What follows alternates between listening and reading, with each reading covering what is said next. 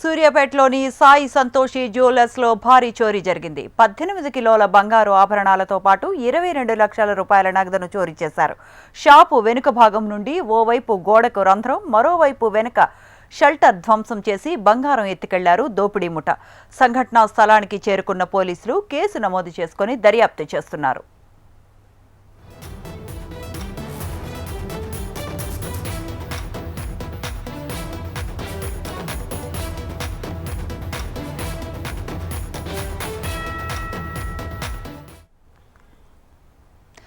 సూర్యాపేటలోని సాయి సంతోషి జ్యువెలర్స్లో భారీ చోరీ జరిగింది. 18 కిలోల బంగారు ఆభరణాలతో పాటు 22 లక్షల రూపాయల నగదును చోరీ చేశారు.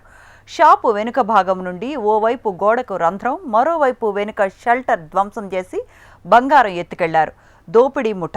అయితే సంఘటనా స్థలానికి చేరుకున్న పోలీసులు కేసు నమోదు చేసుకుని దర్యాప్తు చేస్తున్నారు.